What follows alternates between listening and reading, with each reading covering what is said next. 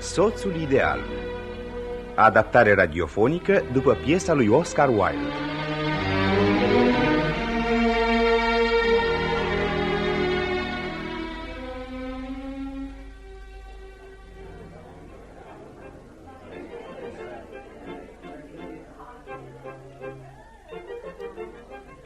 Saloanele locuinței familiei Chiltern sunt splendid luminate. E miercuri și ca în fiecare miercuri, familia Chiltern primește musafiri. În salonul octogonal deasupra scării, un lustru mare cu lumânări face să strălucească în razele lui o tapiserie franceză din secolul al XVIII-lea, reprezentând triumful amorului.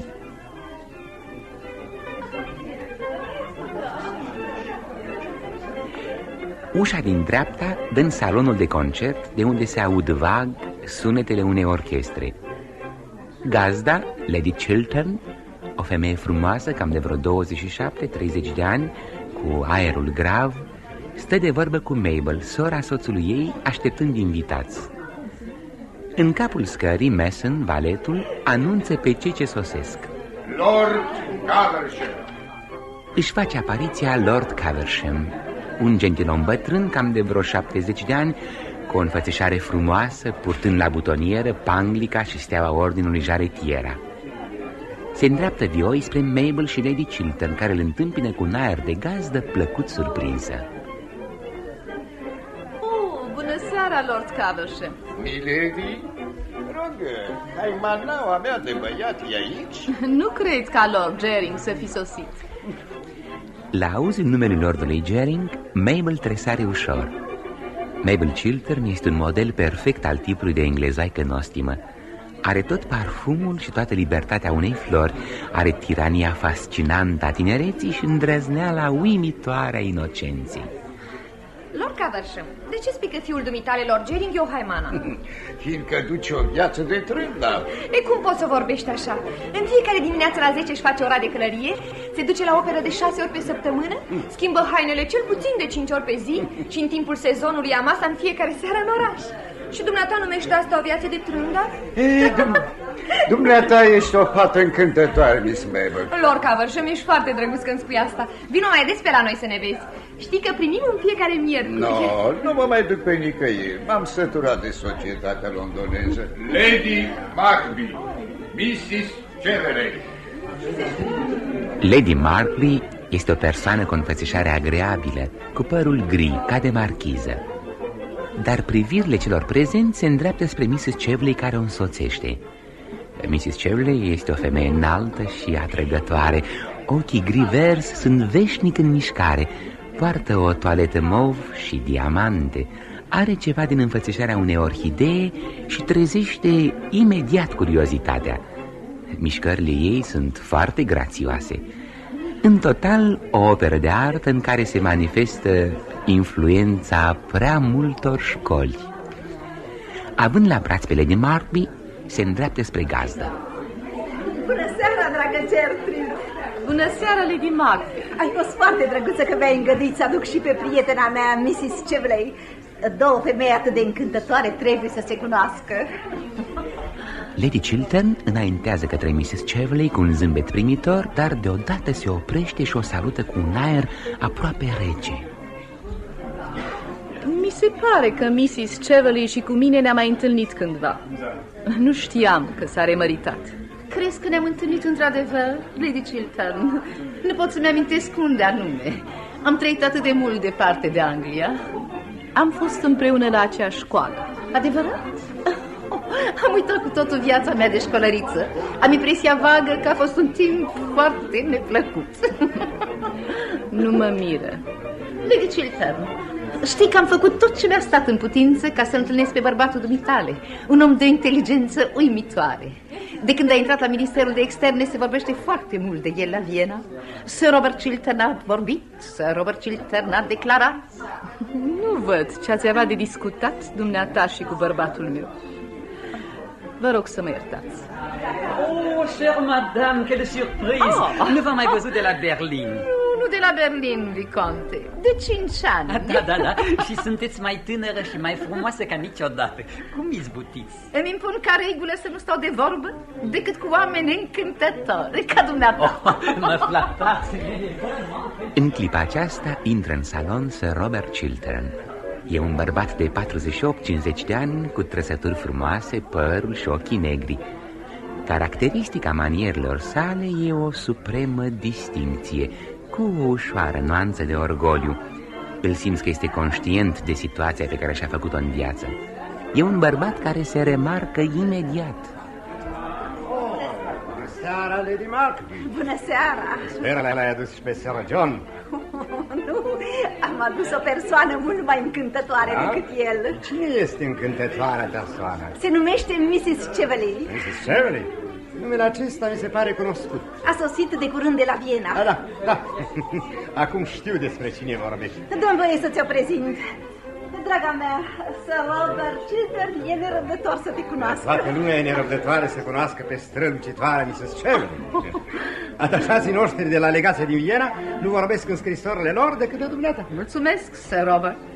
O cunoștință care începe printr-un compliment nu poate să sfârșească decât printr-o prietenie. E un bun punct de plecare. Pe mine vă rog să mă iertați. Și închipuiește-ți, o cunoșteam mai de mult pe soția dumitale, pe Lady Chiltern. Adevărat? Da, chiar dânsa mi-a amintit adineauri. Am fost împreună la aceeași școală. Acum mi-aduc și eu foarte bine aminte. Lady Chiltern a avut întotdeauna premiul întâi la purtare. Da? Și dumneata, Mrs. Cheveley, ce premiu ai? Premiile le-am primit ceva mai târziu, în viață. Dar nu cred să fi obținut vreunul pentru purtare. Spune-mi, te rog, ce te-a făcut să onorezi Londra cu prezența dumitale? Aici sezonul e aproape pe sfârșit. Nu, mi-e indiferent sezonul de la Londra. Vroiam să te întâlnesc pe dumneata. Da, e absolut adevărat. Țineam să te întâlnesc și să te rog să faci ceva pentru mine. Da, sper că ceva foarte important, nu? Găsesc că lucrurile mărunte sunt așa de greu de făcut. Nu cred să fie un lucru prea ușor. Sunt foarte fericit. Spune-mi, te rog, despre ce este vorba. Da, mai târziu. Acum pot să vizitez magnifica dumitale locuință? Te rog. Am auzit că ai niște tablouri admirabile. Sărmanul baron Arnhem. Ți-aduce aminte de baron? Da, el îmi spunea că ai câteva tablouri splendide. L-ai cunoscut bine pe baronul Arnhem? Foarte bine. Și dumneata? Da, pe vremuri. Un om uimitor, nu-i așa? Da, un om remarcabil din multe puncte de vedere. De multe ori îmi spun că e mare păcat că nu și-a scris memoriile. Ar fi fost foarte interesante. Lord Jerry. Iată-l intrând și pe Lord Gering. Are cam 34-38 de ani. Coboară scările de privind și salutând în dreapta și în stânga. Are o figură distinsă, inteligentă. E un dandy ireproșabil și în cei mai buni termeni cu lumea. Este întâmpinat de Sir Robert Chiltern. Bună seara, dragă Arthur. Bună seara, Robert. Dă-mi voie, Mrs. Cheveley, să-ți prezinte Lord Gering, omul cel mai trândav din Londra. L-am cunoscut pe Lord Gering. Credeam că îți mai amintești de mine, Mrs. Memoria mea e încă foarte bună. Și tot celibatar? Da, așa cred. Și tot atât de romanțios? Eu nu. Nu sunt câtuși de puțin romanțios. Îmi dai voie să te întreb cât ai de gând să mai stai la Londra? Asta depinde de două persoane. De bucătarul meu și de Sir Robert. Așa cum Sir Robert. Da. Mi-ai promis că mi-arăți locuința și tablourile. Plăcere. Poftiți. E foarte târziu, Lord Gering. Ai observat lipsa mea? Teribil. Atunci îmi pare rău că n-am întârziat și mai mult. Îmi place să se simtă lipsa mea. Ești foarte egoist. Foarte. Vorbești mereu numai de defectele și dumitale. nu ți-am pomenit decât numai de jumătate din ele. Celelalte sunt tot așa de nesuferite? Teribile. Când mă gândesc noaptea la ele, adorm numai decât. Atunci află că sunt încântată de defectele pe care le ai și n-aș vrea să renunț la niciunul din ele. Da, asta e foarte drăguț din partea dumitale, Mabel. De altfel, ești întotdeauna drăguț. Dar apropo, aș vrea să te întreb ceva. Da. Cine a adus aici pe această Mrs. Chevalley? Mrs. Chevalley? Doamna aceea care a ieșit de aici împreună cu fratele dumitale. Cred că a adus-o Lady Marby. Așa. Dar pentru ce mă întreb? Fiindcă sunt ani de când n-am mai văzut-o. E un motiv absurd. Toate motivele sunt absurde. Ce fel de femeie este? Ziua un geniu, noaptea o frumusețe. O urăsc de pe acum. Asta dovedește că e un gust admirabil. Domnișoara Mabel, permettez-moi de vous présenter mes compliments. Îmi dați voie să vă conduc în sala de concert? Da, încântată, Viconte. Foarte încântată. Nu vii și dumneata în sala de concert? Nu, acolo se cântă. Poftiți, domnișoară. Aha, iată. Ei, domnule, ce faci aici? Nimic, tată. Îți risipești viața ca de obicei. Ar trebui să dormi la ora asta. Am auzit că ieri noapte ai dansat până la ora 4 dimineața. Numai până la 4 fără un sfert, tată. Îmi face impresia că nu trăiești decât pentru distracție. Merită să trăiești pentru altceva. Nimic nu te îmbătrânește mai repede ca fericirea. Ce fiu neînțelegător. N-ai inimă, domnule, n-ai inimă. Asta este. Nădăjduiesc că nu. Lord Gering, Da? vrei să mă conduci la bufet? Cu multă plăcere.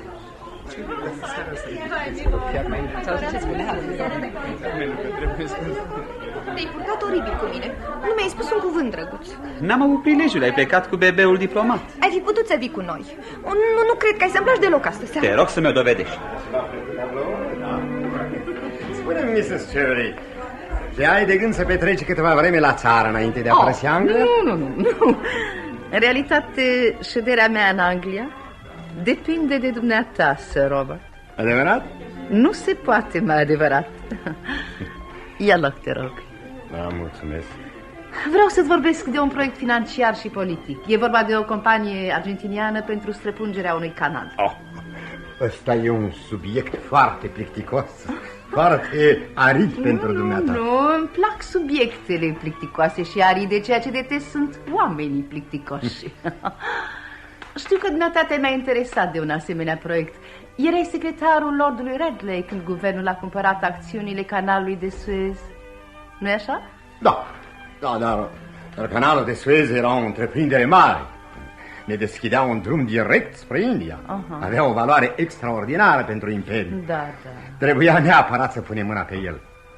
Pe când proiectul acesta argentinian nu este decât un joc de bursă banal. Nu, este o speculație, Sir Robert. O speculație strălucitoare și îndrăzneață. Crede-mă, Mrs. Chevalley, este o mare excrocherie. Da, să numim lucrurile pe numele lor adevărat. Asta simplifică problema. Am la minister informații complete în privința asta.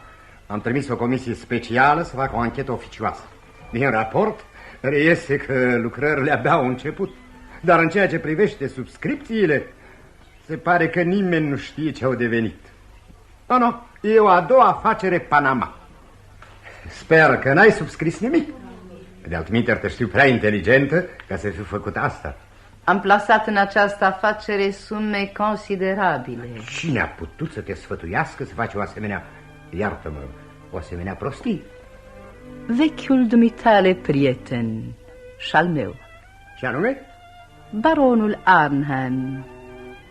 Da, mi-aduc aminte că am auzit, spunându-se cu prilejul morții sale, că a fost amestecat în această afacere. A fost ultimul lui roman. Adică nu, să fim drepți cu el. A fost penultimul său roman. Dacă vrei să te conduc, Mrs. Chevalley. N-ai văzut tablourile de coro? Sunt în sala de concert. Coro se armonizează foarte bine cu muzica, nu-i așa? Nu vrei să le vezi? Nu mă simt astăzi dispusă să admir apusuri argintii sau aurore roșietice. Prefer să vorbesc afaceri. Ce-ți te rog? Nu cred că pot să-ți dau niciun alt sfat decât acela de a te interesa de afaceri mai puțin primejdioase. Evident, succesul canalului depinde de atitudinea guvernului. Și mâine seară trebuie să supun camerei raportul comisiunii. N-ai să o faci. Cum? În interesul dumitale, ca să nu mai vorbesc de-al meu. N-ai să faci asta. În interesul meu? Ce vrei să spui? Sir Robert, am să fiu foarte clară cu dumneata. țin să renunți la raportul pe care aveai intenția să-l prezinți camerei. Motive ai să găsești, nu? Comisiunile au fost părtinitoare sau rău informate. Apoi mai țin să rostești câteva cuvinte prin care să declar că guvernul va examina din nou chestiunea și că ai motive să crezi că acest canal, dacă se termină, o să fie de mare importanță națională. Vrei să faci asta pentru mine? Sper că nu vorbești serios. E cu neputință. Vorbesc foarte serios. Iartă-mă, dar să-mi dai voie să nu cred. Oh, asta e foarte rău. Și dacă faci ceea ce-ți cer, te voi plăti din plin. Să mă plătești? Da. Mi-e teamă că nu înțeleg destul de bine ceea ce vrei să spui. Oh, asta e plicticos, Robert. Am făcut special voiajul de la Viena până aici ca să fiu înțeleasă. Mi-e teamă că nu va fi cu putință. Scumpul meu, Sir Robert, ești un om de lume și îmi place să cred că ai tariful dumitale, nu? Pe vremurile astea orice om are tariful lui. Din păcate cei mai mulți sunt foarte scumpi. Eu cel puțin sunt foarte scumpă. Nădăjduiesc că ai să-mi faci condiții rezonabile. Dacă îmi dai voie, o să spun să-ți cheme automobilul. Ai trăit așa de mult în străinătate, Mrs. Cheveley, încât nu-ți dai seama că vorbești cu un gentleman englez. Îmi dau foarte bine seama că vorbesc cu un om care și-a întemeiat averea vânzând un secret de stat unui speculant de bursă. Ce vrei să spui? Vreau să spun că eu cunosc adevăratul punct de plecare al averii și carierii dumitale și că pe deasupra am și scrisoarea dumitale. Ce scrisoare? Scrisoarea pe care ai scris-o baronului Arnhem pe când erai secretarul lordului Radley și prin care spuneai baronului să cumpere acțiuni Suez. Asta cu 3 zile înainte ca guvernul să aducă la cunoștință că a cumpărat o mare parte din acțiuni. Asta nu e adevărat. Ai crezut poate că scrisoarea a fost distrusă? Ce prostie din partea dumitale. Se află în posesia mea. Afacerea la care faci aluzie nu era decât o simplă speculație. Camera Comunelor nu votase încă decretul. Putea foarte bine să-l respingă. A fost o pungășie, o excrocherie, să spunem lucrurilor pe numele lor adevărat, nu? Asta simplifică totul. Uite acum, am venit să-ți înapoiez această scrisoare și prețul pe care ți-l cer este să sprijin în mod public proiectul argentinian. Te-ai îmbogățit mulțumită unui canal, trebuie să mă ajuți pe mine și pe prietenii mei să ne îmbogățim mulțumită altui canal. Ceea ce îmi propui este o infamie. O infamie. Nu, așa e viața. Ne târăște învâltoarea ei pe fiecare dintre noi mai curând sau mai târziu. Nu pot să fac ceea ce îmi cer. Vrei să spui că ți este imposibil să refuzi? Știi bine că ești pe marginea prăpăstiei. Acum dumneata nu mai poți pune condiții. Rolul dumitale este să primești. Dacă cumva refuzi... În cazul acesta? În cazul acesta, scumpe Sir Robert, ești pierdut. Odinioară un scandal te făcea cunoscut, te făcea interesant. Astăzi te zdrobește. Și scandalul dumitale e foarte murdar. N-ai putea să-i supraviețuiești. Că la urmă urmii, Sir Robert, de ce să-ți sacrifici tot viitorul când poți să te înțelegi ca diplomat ce ești? Cu dușmana dumitale. Da, și sunt mult mai tare decât dumneata. Înainte de a pleca de aici astă seară, trebuie să-mi făgăduiești că ai să renunți la raportul dumitale și că ai să vorbești în cameră în favoarea acestui proiect. Nu. Ceea ce-mi cer este imposibil. Ai să faci să fie posibil. Sir Robert, știi foarte bine ce însemnează presa, nu? Închipuiește-ți că ieșind de aici m-aș duce în birou unui ziar și aș face cunoscut acest scandal, aducând și dovezi. Destul. Gândește-te la izbucnirea de bucurie acestor oameni, la plăcerea cu care te-ar târî noroi. Destul! Ceri să retrag raportul și să declar că eu consider că proiectul prezintă oarecare posibilități. Astea sunt condițiile mele, da. Îți voi da orice sumă îmi vei cere. Nu ești destul de bogat, Sir Robert, ca să răscumperi trecutul dumitale. Nimeni nu este atât de bogat. Nu, n-am să fac ceea ce-mi cer. Nu vreau. Va trebui. Dacă nu faci sau dacă nu vrei, plec și... Așteaptă un moment. Spuneai că mi înapoiezi scrisoarea, nu-i așa? Da. Ne-am înțeles, nu? Mâine seară la ora 11:30 am să fiu în tribuna doamnelor. Dacă în momentul acela ai să faci la cameră declarația în termenii pe care îi doresc eu, am să-ți înapoiez scrisoarea cu cele mai frumoase mulțumiri. Dă-mi cel puțin timpul să examinez propunerea dumitale. Nu, te hotărăști numai decât. Dă-mi răgaz o săptămână, 3 zile. Imposibil. Trebuie să telegrafiezi la Viena chiar în noaptea asta. Să plec? Nu, aștept.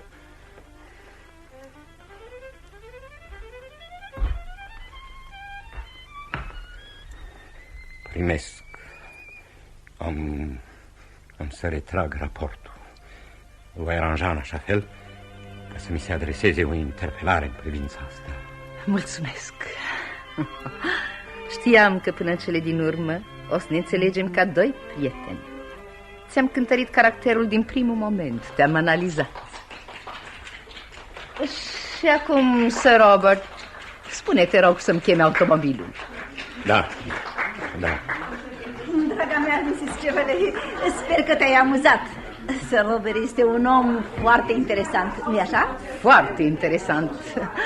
Convorbirea cu el mi-a făcut o mare plăcere. Și acum, draga mea, eu trebuie să plec. Te văd mâine? Da, sigur. Noapte bună, Gertrude. Noapte bună, Lady Murphy.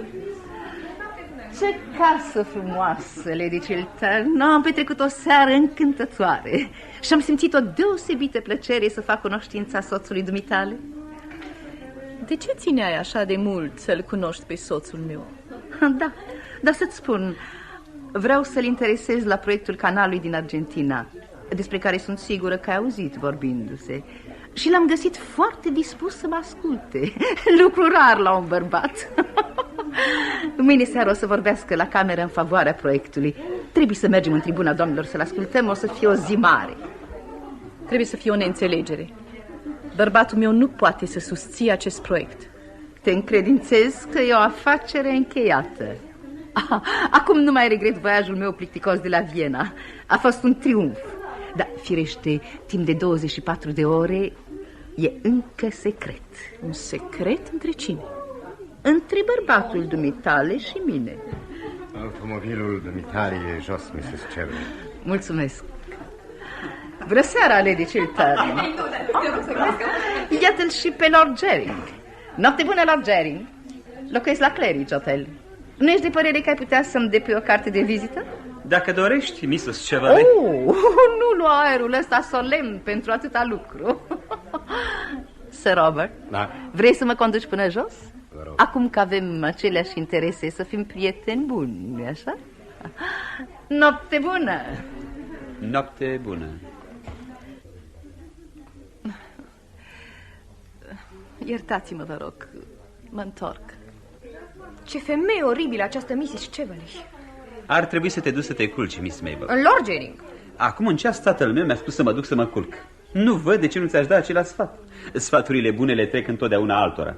E singura întrebuințare pe care pot să le dau. Mi-e imposibil să mă servesc de ele. Lord Gering, nu faci altceva decât să mă dai mereu afară. Găsesc că ai mare curaj. Mai cu seamă că am de gând să mai stau multă vreme. Poftim. Dacă vrei, poți să vii să stai lângă mine pe canapea.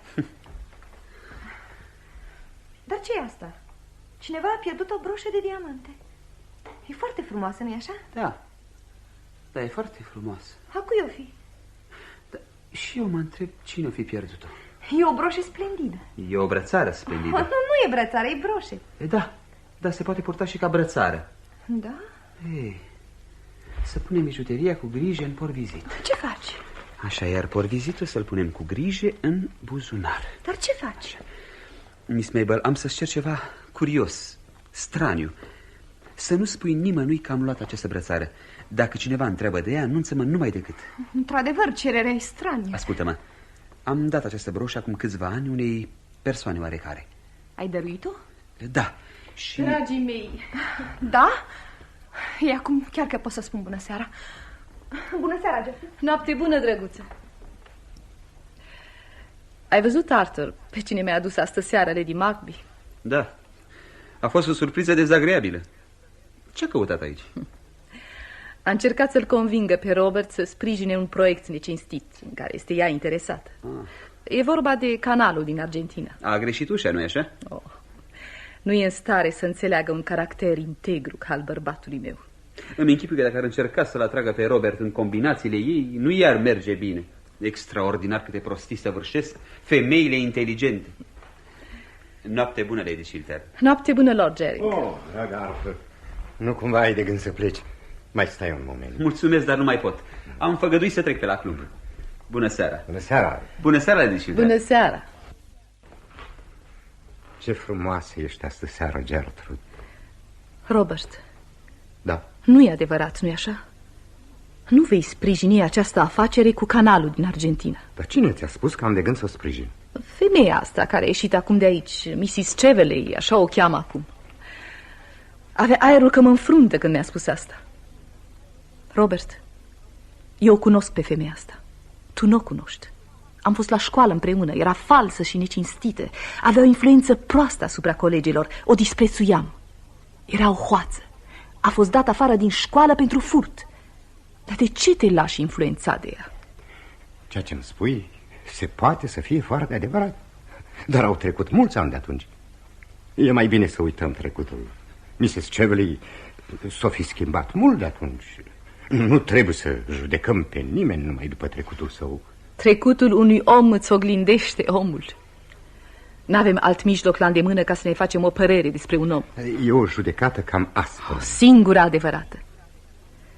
Dar ce voia să spună când se lăuda că a izbutit să te convingă să sprijini cu numere și autoritatea ta o afacere despre care te-am auzit spunând că este proiectul cel mai necinstit, cel mai fraudulos care a fost lansat vreodată în lumea politică?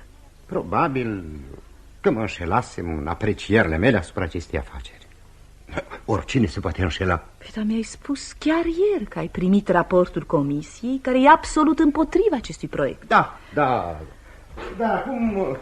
acum am motive să cred că a fost părtinitoare comisia. Sau, în orice caz, rău informată. În afară de asta, Gertrude, viața publică și viața privată sunt două lucruri diferite. Cu legile lor diferite, acționează pe linii diferite. Dar și una și alta ar trebui să reprezinte omul la apogeul său. Dar nu văd nicio deosebire între ele. În cazul pe care îl discutăm e vorba de o afacere politică practică. Mi-am schimbat părerea. Asta e tot. Tot? Da. Robert, e oribil să-ți spun întrebarea asta, dar trebuie să ți-o pun. Îmi spui tot adevărul? Pentru ce mă întrebi? De ce nu-mi răspunzi? Gertrude, adevărul e ceva complex și politica e ceva și mai complex. Mai curând sau mai târziu, în viața politică, trebuie să admiți și câte un compromis. Toată lumea o face. Compromisuri? Robert, dar de ce felul tău de a vorbi este astă seară cu totul diferit de acela pe care l-ai avut întotdeauna? Dar de ce te-ai schimbat? Eu nu m-am schimbat. Sunt multe împrejurări care modifică, schimbă lucrurile. Împrejurările nu pot schimba principiile. Principiile sunt haine strâmte care îți strângheresc mișcările și dăm voie să spun. Ce? Că a trebuit să mi le schimb și dintr-o necesitate vitală. Niciodată nu e nevoie absolută să faci un lucru dezonorant. Sau, dacă e într-adevăr necesar, atunci pe cine am iubit eu? Nu, dar asta nu se poate, Robert. Spunem că nu e adevărat. Dar pentru ce ai face-o? Dar ce ai putea să câștigi? Bani? N-avem nevoie. Și banii care vin dintr-un izvor murdar înjosesc puterea. Dar puterea prin ea însăși nu însemnează nimic. Ceea ce e foarte frumos este puterea de a face binele. Numai asta, Robert. Dar spune-mi, de ce vrei să săvârșești o acțiune dezonorantă? Gertrude, n-ai dreptul să te folosești de asemenea cuvinte. Ți-am spus că e vorba de un compromis rațional, nimic altceva. Da, asta e bun pentru alții, Robert. Pentru oameni care nu văd în viață altceva decât o speculație, dar nu pentru tine, Robert. Nu pentru tine. Tu ești un alt fel de om. Pentru lume, ca și pentru mine, ai fost întotdeauna un ideal. Rămâi acest ideal. Noi, femeile, când iubim, adorăm. Și când pierdem adorația noastră, am pierdut tot. Nu omorât dragostea mea pentru tine. Nu omor. Gertrude. Știu că sunt oameni care au în viața lor secrete oribile. Oameni care au săvârșit vreo faptă urâtă și care sunt nevoiți la un moment dat să răscumpere fapta din trecut, săvârșind o nouă infamie. Dar tu nu ești un asemenea om, nu-i așa? Robert, există în viața ta ceva dezonorant? Cum? Vreo faptă necinstită? Spune-mi. Spune-mi numai decât. Pentru că... Pentru că ce? Pentru ca viețile noastre de aici înainte să poată continua despărțite. Despărțit? Să poată fi cu desăvârșire despărțite. E mai bine pentru amândoi. Gertrude, nu există în viața mea nimic de ascuns. Eram sigură, Robert. Eram sigură. Gertrude. Dar să nu mai vorbim de afacerea asta. Ai să-i scrii, nu-i așa, lui Mrs. Cheveley, că nu pot susține scandalosul ei proiect. Și dacă ai făgăduit ceva, scrie că te-ai răzgândit și atâta tot. E nevoie să-i scriu ca să-i spun asta? Da, firește, Robert, nu văd alt mijloc. Aș putea să am o întrevedere cu ea. Ar fi mai bine. Nu trebuie să o mai vezi niciodată. E o femeie căreia nu trebuie să-i mai vorbești niciodată. Nu e demnă să stea de vorbă cu un om ca tine. Nu, trebuie să-i scrii chiar acum, imediat. Și în așa fel încât să-și dea seama că hotărârea ta este irevocabilă. Acum? La ora asta? Da. Dar e târziu. E aproape miezul nopții. Nu face nimic. Trebuie să știe cât mai curând că s-a înșelat în privința ta. Poftim hârtie. Tocul? Scrie. Scrie că refuzi să sprijini proiectul acela pentru că găsești că e o afacere necinstită. Da. Scrie cuvântul necinstit. Cunoaște foarte bine cuvântul ăsta. Ai scris? Da. Așa. Bine. Foarte bine. Și acum plicul. Sir? Mason, trimite scrisoarea asta la Claridge Hotel. Nu e niciun răspuns. Da, milady. Robert, simt că te-am scăpat astă seară de o primejdie care te amenința. De ceva care ar fi putut să micșoreze respectul lumii pentru tine. Robert, eu cred că tu nu-ți dai destul de bine seama că tu ai introdus în viața politică a epocii noastre o atmosferă mai nobilă, o atitudine mai frumoasă în viață, un aer mai senin, alcătuit din țeluri mai curate, din idealuri mai înalte. Eu îmi dau seama. Și de asta te iubesc, Robert. Să mă iubești întotdeauna, Gertrude. Să mă iubești întotdeauna. Te voi iubi întotdeauna, fiindcă vei fi întotdeauna demn să fii iubit. Noapte bună, Robert. Noapte bună, Gertrude.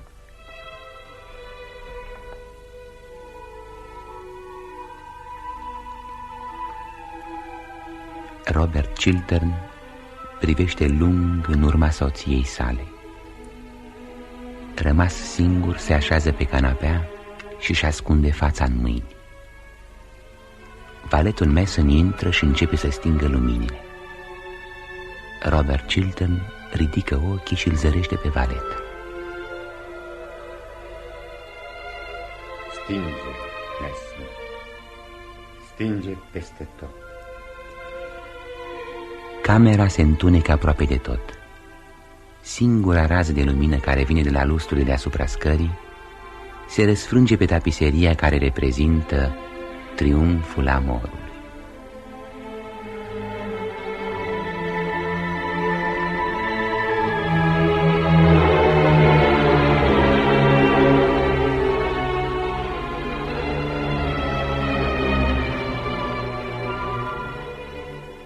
După o noapte de frământări, îngrijorat și înspăimântat de întâmplarea neașteptată care s-a ivit în viața lui și care ar putea da loc la urmări dezastruoase, Robert Chilton îl cheamă la el a doua zi pe Lord Gering. Plimbându-se agitat prin cameră, Robert Chilton povestește prietenului său totul. Lord Gering, întins pe un fotoliu, ascultă impresionat întâmplarea, apoi rămâne o clipă pe gânduri.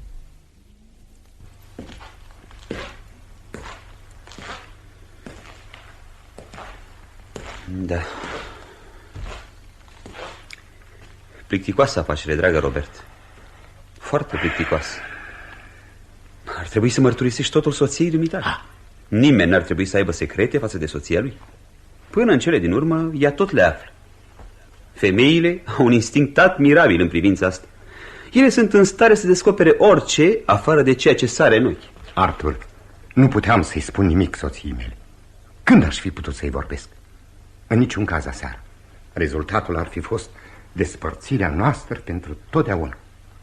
Și eu aș fi pierdut dragostea singurii femei care a făcut să-mi bată inima. Robert, aș fi încântat să am cu soția dumitale o convorbire serioasă despre viață. Nu, ar fi cu totul de prisos. Pot să încerc? Mă rog. Dar nimic n-ar putea schimba felul ei de a judeca. La urma urmei o să fie o simplă experiență de psihologie. Experiențele acestea sunt foarte primejdioase. Crezi, Arthur, că ceea ce am săvârșit acum 18 ani poate să se întoarcă acum împotriva mea? Aveam pe vremuri informații particulare despre oarecare tranzacții pe care guvernul de atunci o avea în vedere. Și m-am folosit de ele. Informațiile particulare sunt mai întotdeauna sursa marilor averi din zilele noastre. Dar e drept ca o ușurință, un păcat al tinereții, să mă țintuiască la zid, să distrugă o viață ca a mea, să răstoarne tot ceea ce a fost ținta muncii mele, tot ceea ce am clădit eu. E drept, Arthur? Robert, cum ai putut să te vinzi pentru bani? Nu m-am vândut. Am cumpărat succesul. Și foarte scump. Asta e tot. Da, e drept. L-ai plătit cam scump. Dar cine ți-a dat ideea să faci o asemenea faptă? Baronul Arnheim. A furisit pungaș. Da, era un om foarte dibaci. Unul din oamenii cei mai iscusiți pe care i-am întâlnit. Dar cum te-a convins? Povestește. Într-o seară, după masă, baronul a început să vorbească despre succes în viață ca de ceva care s-ar putea formula într-un chip absolut științific. Ne-a expus cu vocea lui fascinantă cea mai teribilă dintre filozofii, filozofia puterii. Ne-a predicat cea mai încântătoare evanghelie, Evanghelia aurului. Cred că a observat ce efect a produs asupra mea. În timp ce mi-a arătat admirabila lui galerie de tablouri, tapiseriile, vazele lui prețioase, statuetele lui sculptate în fildeș, care trezeau în mine admirația în fața farmecului straniu al luxului în care trăia, îmi spunea că luxul nu este altceva decât un decor, un fundal pictat al unei piese și că a stăpâni oamenii, a stăpâni lumea este singurul lucru care merită osteneală, singura plăcere care merită să o cunoști, singura bucurie de care nu te saturi niciodată. Și că în secolul nostru numai cei bogați pot să o dobândească. Profesie de credință foarte superficială. Pe vremea aceea nu judecam așa. Tu n-ai fost niciodată sărac și niciodată n-ai știut ce înseamnă ambiția. Dar cum a ajuns baronul să te convingă să faci ceea ce ai făcut?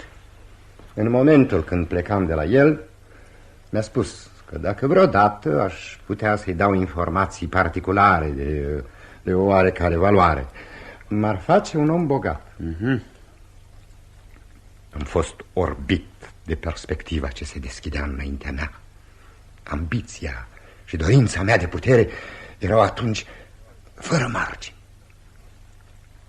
6 săptămâni mai târziu mi-au căzut în mâini niște documente secrete. Documente de stat? Da. E singurul om pe lume, Robert, pe care nu l-aș fi crezut atât de slab. Slab. M-am săturat să aud cuvântul ăsta. Slab. Crezi într-adevăr că e ușor să cedezi ispitii? Trebuie un curaj înspăimântător. Și eu am avut curajul acesta. M-am așezat la biroul meu și am scris baronului Arnheim scrisoarea care se găsește astăzi în mâinile acelei femei. Baronul a câștigat în afacerea asta 750.000 de livre. Și dumneata? 110.000 de livre. Meritai mai mult. Nu. Această sumă îmi dădea exact ceea ce voiam. Puterea asupra celorlalți. Am intrat numai decât în Parlament. Baronul îmi dădea din când în când sfaturi financiare. În mai puțin de 5 ani mi-am triplat averea. De atunci tot ce am încercat mi-a izbutit.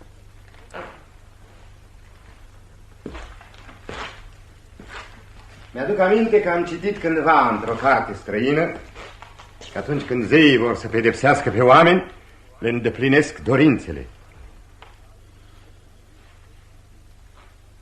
Arthur, mă disprețuiești după cele ce ți-am spus? Îmi pare rău pentru dumneata, Robert. Îmi pare foarte rău.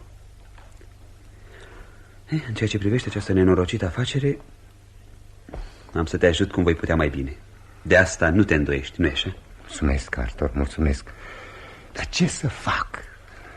În cazul dumitale, Robert, o mărturisire publică n-ar fi binevenită. Dacă ai vrea să lichidezi afacerea asta printr-o mărturisire completă, îți va fi interzis de aici încolo să mai vorbești despre morală. Și în Anglia, când cineva nu vorbește despre morală de 2 ori pe săptămână în fața unui public numeros și imoral, este pierdut cu desăvârșire ca om politic serios. Nu. O mărturisire nu ți-ar folosi la nimic. Te-ar pierde. Da, aș fi pierdut.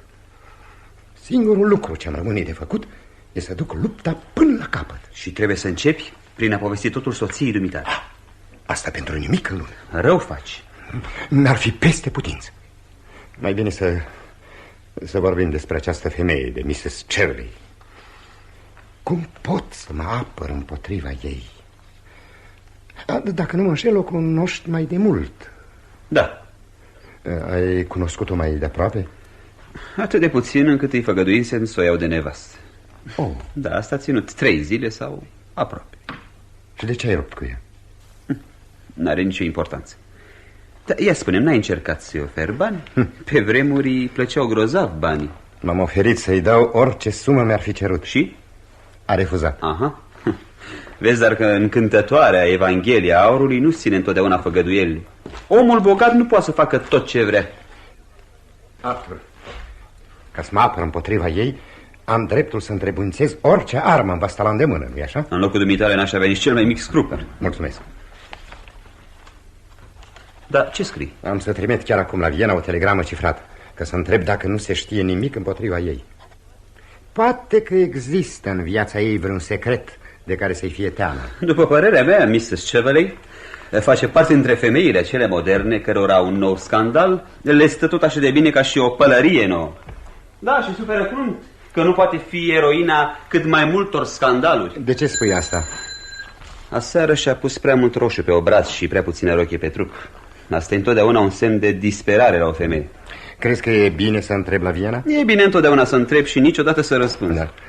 Mason, domnul Trafford este în birou? Da, sir. Dă-i plicul acesta. Spune-i să cifreze telegrama și să o trimită imediat. Da, imediat. Da, sir. Voi lupta împotriva ei până la moarte, atâta timp cât Soția mea nu va ști nimic. Da, trebuie să lupți orice s-ar întâmpla. Imediat ce voi avea vreo veste de la Viena, am să te pun la curent. Da. Să aud vocea soției tale. Bună ziua, Lord Gering. Bună ziua, Lady Chiltern. Ai fost în parc? Nu, vin de la Asociația Liberală a Femeilor. Așa. Ți-o spun întreagă, Robert. Numele tău a fost salutat cu aplauze zgomotoase. M-am întors să-mi iau ceaiul. Sper, Lord Gering, că mai stai puțin și că ai să iei o ceașcă de ceai cu noi, nu-i așa? Da, mulțumesc. Eu o să trebuiască să plec. Am puțină treabă. Bine, Robert. Eu mă întorc imediat. Numai să-mi scot pălăria. Nu te rog, nu o scoate. E una dintre cele mai frumoase pălării pe care le-am văzut. Sper că Asociația Liberală a Femeilor a primit-o cu aplauze zgomotoase. Avem lucruri mult mai importante de făcut decât să ne ocupăm de pălării. Adevărat? Ce lucruri? Legile referitoare la uzine, 8 ore de muncă și... Cum și nu vorbiți niciodată de pălării? Niciodată. Niciodată. Mă întorc imediat. Ești un prieten adevărat, Arthur. Cel mai bun prieten. Până azi nu văd ce am făcut pentru dumneavoastră. M-ai adus în stare să-ți mărturisesc adevărul. E foarte mult. Adevărul acesta mă înnăbușa. Spune adevărul este un obicei foarte prost, fie vorba între noi. Te văd în curând, Arthur, nu-i așa? Firește, când vrei.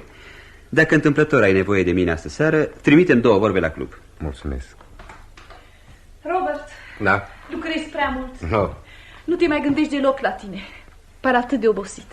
Nu-i nimic, drăguța mea, nu-i nimic. La revedere. La revedere, Robert. La revedere. Lord Gering, te rog, stai jos. Sunt așa de mulțumită că ai venit. Vreau să-ți vorbesc și nu despre pălării și nici de Asociația Liberală a Femeilor. Da, vrei să-mi vorbești de Mrs. Cheveley? Ai ghicit. Ieri seară, după plecarea dumitale, am descoperit că afirmațiile erau cu totul adevărate. Bineînțeles, l-am convins numai decât pe Robert să-i scrie că își retrage făgăduiala. Așa am înțeles și eu din spusele lui. Robert nu poate să-și îngăduie să facă ceea ce fac alții. Dar nu ești de părerea mea? Ești cel mai bun prieten al lui Robert. Ești cel mai bun prieten al nostru, Lord Gering. Nimeni nu-l cunoaște pe Robert mai bine decât dumneata. Firește că nu. Cel puțin așa cred. Atunci e așa că am dreptate să-l prețuiesc atât de mult. Știu că am dreptate, dar te rog, vorbește-mi sincer. Absolut sincer? Da, bineînțeles. Nu ai nimic de ascuns, nu-i așa? Nu, nimic. Dar, scumpa Lady Chiltern, cred că în viața practică succesul, adevăratul succes, are la bază ceva care seamănă oarecum cu lipsa de scrupul. Când un om își pune în minte și în suflet să atingă un anumit cel, ca să ajungă până la el nu se dă înapoi de la nimic. Și chiar dacă ar trebui să se bălăcească în noroi, e bine, se bălăcește în noroi. Firește, ceea ce spun acum sunt generalități asupra vieții. Nădăjduiesc. Dar de ce te uiți așa de ciudat la mine? Lady Chiltern, de multe ori mi-am spus că ideile dumitale asupra vieții sunt adeseori cam aspre. Cred că nu ești destul de îngăduitoare. Orice om are părțile lui slabe, uneori mai mult decât slabe. E să ne închipuim, de exemplu, că un om politic, oricare ar fi el, a scris acum câțiva ani o scrisoare prostească cuiva. Dar ce numești dumneata o scrisoare prostească? O scrisoare care compromite grav situația. Vorbesc de un caz imaginar. Robert nu este în stare să facă o prostie, după cum nu este în stare să comită o faptă necinstită. Oricine poate face o prostie. Oricine poate săvârși o faptă necinstită. Oh, ce pesimist ești. Nu, Lady Chiltern, nu sunt deloc pesimist. La drept vorbind, mă întreb dacă știu într-adevăr ce înseamnă acest cuvânt, pesimist. Tot ce știu e că viața nu poți să o trăiești decât cu multă, cu foarte multă bunătate. Și dacă vreodată vei avea vreo mâhnire, te rog să ai încredere în mine. Te voi ajuta din toate puterile mele. Dacă vreodată vei avea nevoie de mine, cheamă-mă și voi veni. Lord Gering, vorbești astăzi foarte serios. Nu cred să te fi auzit vreodată vorbind așa.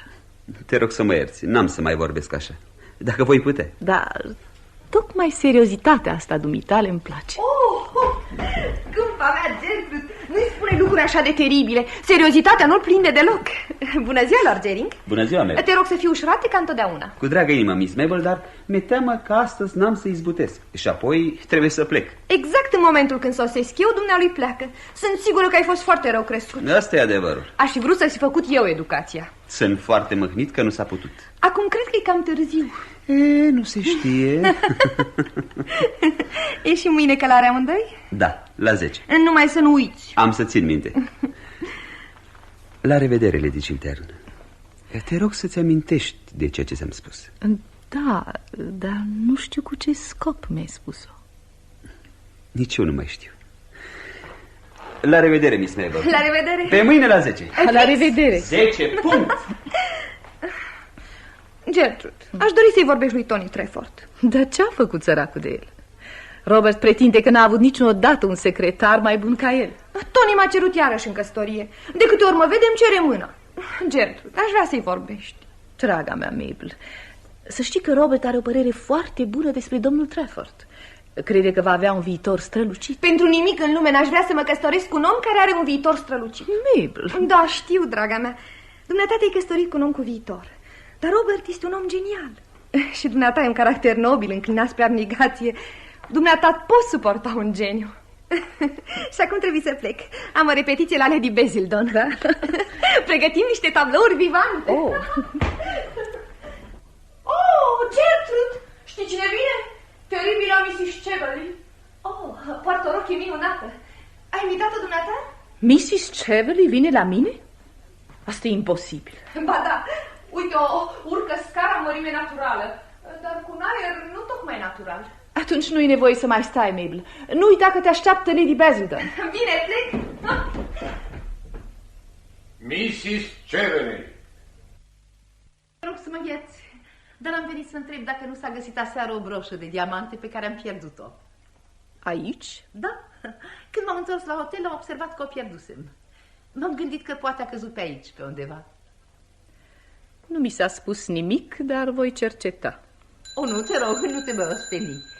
Probabil că am pierdut-o la operă, înainte de a veni aici. Cum era broșa pe care ați pierdut-o, Mrs. Cheverly? O broșă cu diamante în formă de șarpe și cu un rubin mare. Mason, nu s-a găsit azi dimineață prin saloane o broșă cu diamante și cu un rubin? Nu, milady.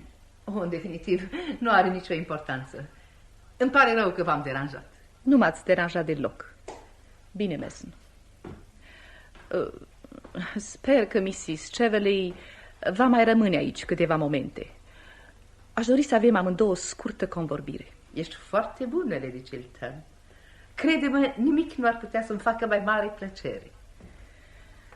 Mrs. Cheverly, cred de datoria mea să-ți spun sincer că dacă aș fi știut ceea ce ești în realitate, nu te-aș fi invitat aseară la mine. Adevărat? N-aș fi făcut-o pentru nimic în lume. Constat că după atâția ani nu te schimba deloc, Gertrude. Eu nu mă schimb. Atunci viața nu te-a învățat nimic? M-a învățat că o persoană care a săvârșit un act necinstit și dezonorant e în stare să-l săvârșească și pe al doilea. Și că trebuie ținută la distanță. Aplici această regulă la toată lumea? Da. Fără excepție. Atunci îmi pare rău pentru dumneata, Gertrude. Îmi pare foarte rău. Îți dai bine seama, sunt sigură că sunt multe motive care ne împiedică să ne mai vedem în timpul șederii dumitale la Londra. Ascultă-mă, Gertrude. Îmi e perfect indiferent că încerc să-mi faci morală. De obicei, atitudinea aceasta o luăm față de persoanele pentru care simțim o antipatie personală. Știu că nu ți-am fost niciodată simpatică, iar eu te-am urât întotdeauna. Și cu toate astea, am venit să-ți fac un serviciu. Un serviciu ca acela pe care voiai să-l faci bărbatului meu aseară, mi-închipui. Din fericire l-am ferit eu. Dumneata l-ai îndemnat să-mi scrie scrisoarea aceea insolentă? Dumneata l-ai făcut să nu-și țină făgăduiala? Da. Atunci va trebui să-l hotărăști să-și o țină. Îți dau răgaz până mâine dimineață. Nu mai mult. Dacă până atunci bărbatul dumitale nu-și ia angajamentul solemn să susție marele proiect în care sunt interesată... E o speculație necinstită. Calific-o cum vrei. Îl am pe bărbatul dumitale în mână. Și dacă ești prudentă, ai să-l hotărăști să facă ceea ce îi spun eu. Ești...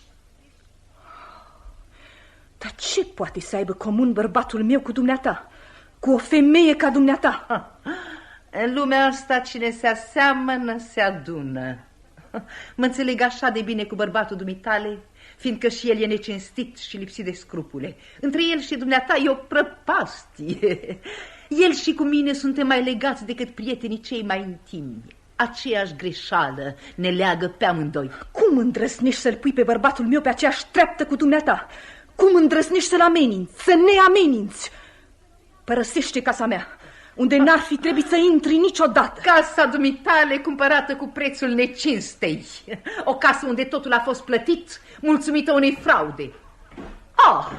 Poftim, iată-l pe onorabilul dumitale soț. Întreabă-l care este originea averii sale. Întreabă-l să-ți spună cum a vândut unui om de bursă un secret de stat. Află de la el cărei fapte îi datorează situația dumitale. Nu e adevărat, Robert, spune că nu e adevărat.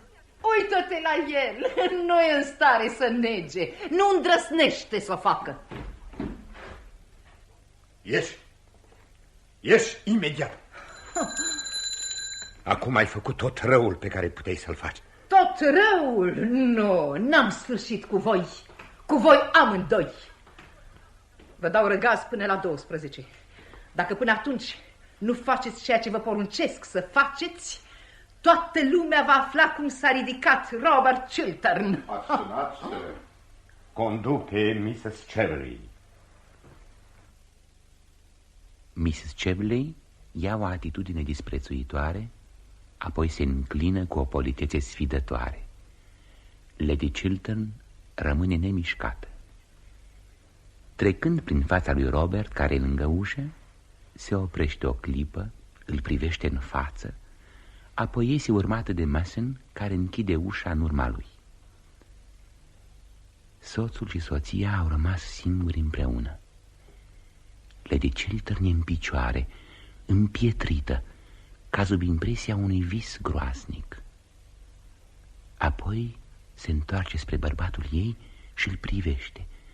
Îl privește cu un aer straniu, ca și cum l-ar vedea pentru prima dată.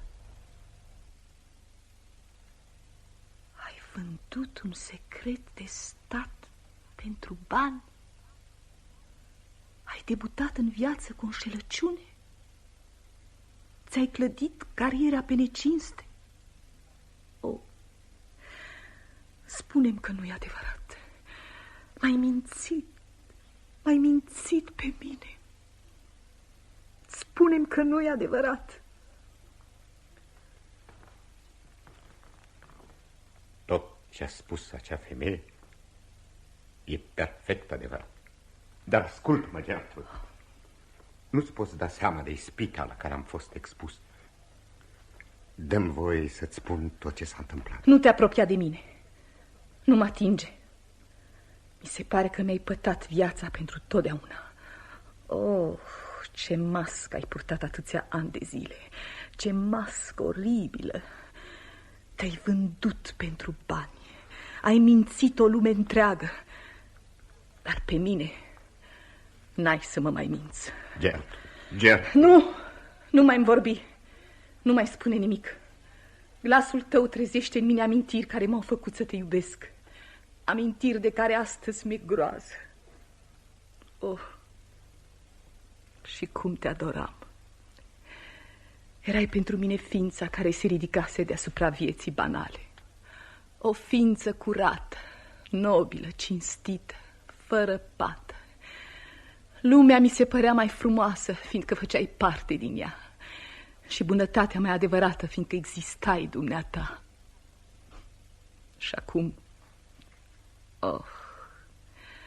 când mă gândesc că am făcut dintr-un om ca dumneata idealul meu, idealul vieții mele. Asta ți-a fost greșeala. Greșeala pe care o săvârșesc toate femeile.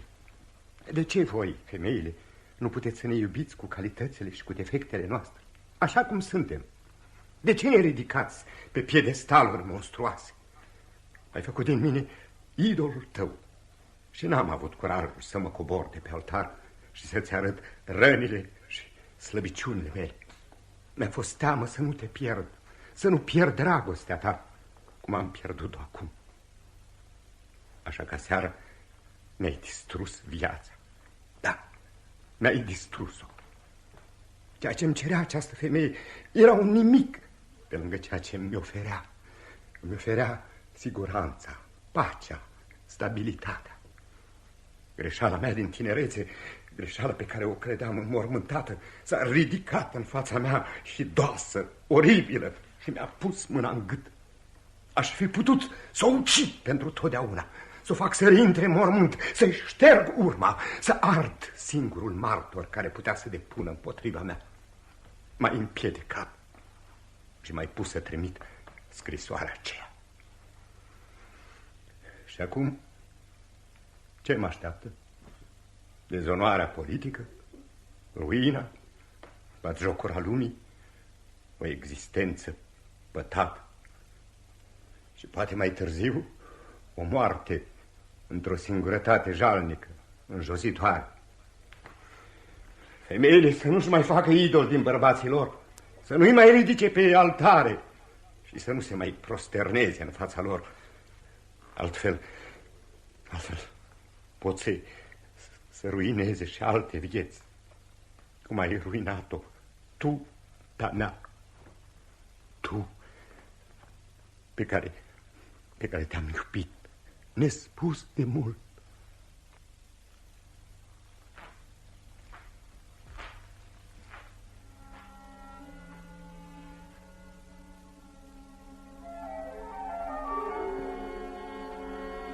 Robert părăsește camera. Lady Chiltern, încă buimăcită, vrea să alerge după el, dar ușa se închide în clipa când ajunge lângă ea. Mâinile ei întinse tremură ca o floare bătută de vânt. Palidă de groază, neputincioasă, cade pe canapea. Își ascunde figura și plânsul ei seamănă cu acela a unui copil.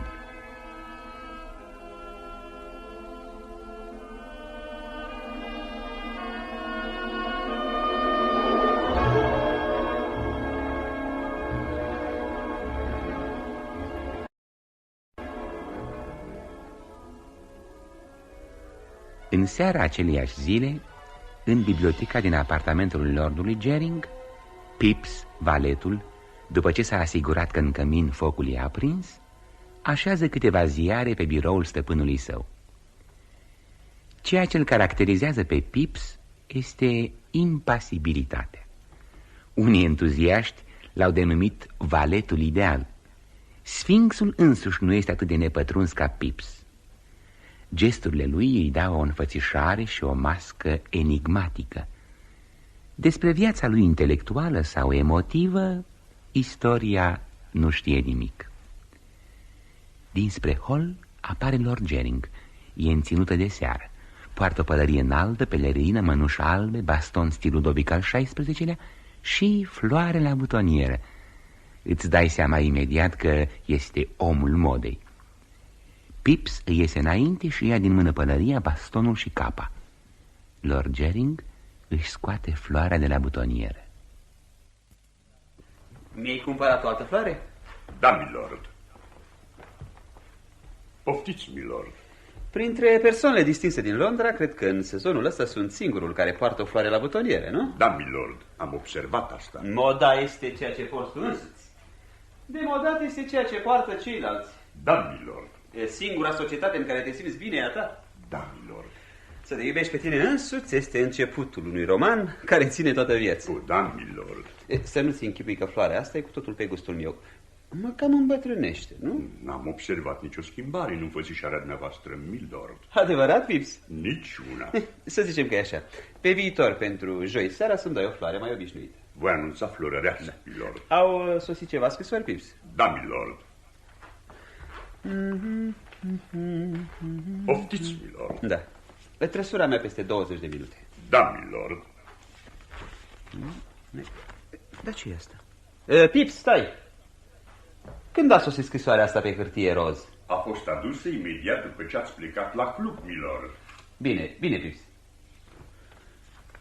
E scrisă de Lady Chiltern. Dar asta e foarte ciudat. Așteptăm o scrisoare de la Robert. Ce poate să-mi scrie? Am nevoie de dumneata, am încredere în dumneata, vin la dumneata. Gertrude. Așadar a descoperit tot. Sărmana femeie. Ce oră nepotrivită pentru o vizită. E 10, o să sosească numai decât. Trebuie să-i spun lui Pips că nu sunt acasă pentru nimeni decât pentru ea. Lord Carlsen. De ce sosesc părinții întotdeauna tocmai când nu trebuie? Ei, domnule? Sunt încântat că te văd, dragă tată. Ajută-l să scot partesiu. Da, crezi că e nevoie? Firește că este nevoie, domnule. Care e fotolul cel mai confortabil? Ăsta, tată, ăsta pe care stau eu când primesc vizite. Mulțumesc. Cred că nu e curent în camera asta? Nu, tată, nu. Îmi pare bine. Nu pot să sufăr curenții. E așa, oarecare adiere, tot se simte. Nu înțeleg ce vrei să spui. Trebuie să am cu dumneata o convorbire serioasă, domnule. Tată, la ora asta... Doar nu-i decât 10. Cred că e o oră admirabilă. Se poate, îmi pare foarte rău, dar azi nu e ziua mea pentru convorbiri serioase. Ce vrei să spui, domnule? Că în timpul sezonului nu vorbesc despre lucruri serioase decât în prima marți a fiecărui luni de la 4:00. Să ne închipuim că azi e marți. Da, tată, dragă, dar a trecut ora 7 de mult și doctorii mei mi-au interzis orice conversație serioasă după 7. Ei pretind că din pricina asta vorbesc în somn. Ce cereabă asta, domnule? Doar nu ești însurat? Nu, tată, nu sunt însurat. Tocmai despre asta vreau să-ți vorbesc, domnule. Trebuie să te însori și nu mai decât. Tată. Haide, la vârsta dumitale eram de 3 luni, văd nemângâiat și începusem să fac cultea adorabile dumitale mame. Ce naiba, domnule, dar nu poți să-ți țipești viața numai petrecere. Bine, tată, bine. În zilele noastre, toți oamenii care ocupă o poziție în societate sunt însurați. Da. Poftim? Uite unde a ajuns prietenul dumitale, Robert Chiltern, ducând o viață cinstită, muncit fără pregeri și căsătorindu-se cu o femeie înțeleaptă. De ce nu limiți? O să vie și asta, tată, o să vie. Aș dori să vie cât mai curând, domnule. Numai atunci am să fiu fericit. Ești fără inimă, da, ești fără inimă. Așa sper, tată. Ți-a venit de mult vremea să te însori. Ai 36 de ani. Ei, dar e curent aici, îl simt foarte bine. Da, și eu simt, tată, e un curent teribil. Dar am să viu să te văd mâine. O să discutăm despre tot ce vrei. Acum dăm voie să te ajut să-ți îmbraci pardesiul. Nu, domnule, am venit astă seară cu un scop bine hotărât și vreau să-l duc până la capăt. Bine, tată, dar... Fără să-mi menajez nici sănătatea mea, nici pe activitatea. Foarte bine, tată, dar să trecem în altă cameră. E un curent nemaipomenit aici. Tips, e cald în fumar? Da, milord. Treci în fumoare, dragă tată. Strănuți de mi se rupe inima. Domnule, cred că am dreptul să strănut cât îmi place. Hai, ești fără inimă, domnule, ești un îngârpat, domnule. Lasă, tată, totul să la dumneata și aranjăm totul, nici o... Pips, are să vie să seară o doamnă pentru afacere gravă, importantă. Înțeleg, milord. Sub niciun motiv nu lași pe altcineva să mai intre. Am înțeles, milord. Așa. Trebuie să fie doamna aceea. Du-te. Da, milord. Ia ascultă-mă, domnule. Iar, tata. O să mă faci că mai aștept încă multă vreme. Viu acum, tată. O clipă. Pips, nu uita ce ți-am spus. O introduce alături în salon. Da, milord. Și acum să văd cum scap de tata.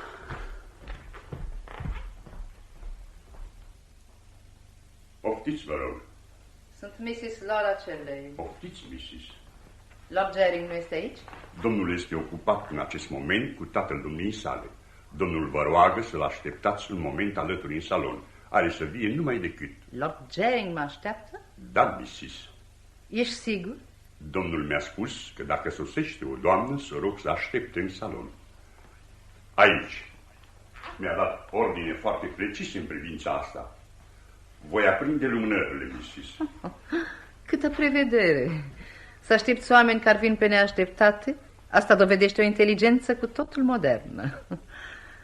Mă întreb ce femeie o fi așteptând acum seara. Ăsta e desigur biroul lui. Iată și corespondența. O scrisorică pe hârtie roz. Interesant. Scrisul ăsta îmi pare foarte cunoscut. un bilețel de la Gertrude Chilton. Ce poate să scrie Gertrude? Am încredere în dumneata, am nevoie de dumneata, vin la dumneata, Gertrude. Foarte interesant. Un document ca ăsta poate prinde foarte bine. Așa că să-l păstrăm. Așa. Poftiți, Mrs. Am aprins lumânările. Mulțumesc. Mi se pare că și aud. Acum o să plec, dar o să mai stăm de vorbă, domnule. Dragă tată, dacă trebuie să mă însor, dăm voie cel puțin să-mi aleg timpul, locul și persoana. Mai ales persoana. Nu, domnule, asta e treaba mea. Sunt sigur că ai face o alegere proastă. Eu trebuie să fiu întrebat mai întâi. Bine, tată. Asta nu e o chestiune de dragoste. În viața conjugală, dragostea vine mai târziu. Da, în viața conjugală, dragostea vine atunci când soții nu se mai pot suferi. Nu e așa, tată? Firește, domnule. Adică nu, adică vreau să spun firește că nu. Asta seara spun numai prostii. N-ai inimă, domnule, n-ai inimă. Te salut, domnule. Bine, tată, la revedere, dragă. Mâine voi fi la dumneata și avem găsit ce-o Robert, dumneata la ora asta? Dragă Arthur, ce noroc că te-am întâlnit în ușă. Valetul dumitale mi-a spus că nu ești acasă.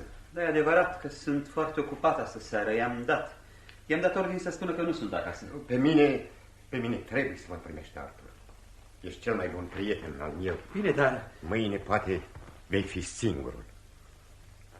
Arthur, soția mea a descoperit totul. Ghicise. Cum asta? Pur și simplu după expresia figurii dumitale când ai intrat, dar... Cine i-a spus?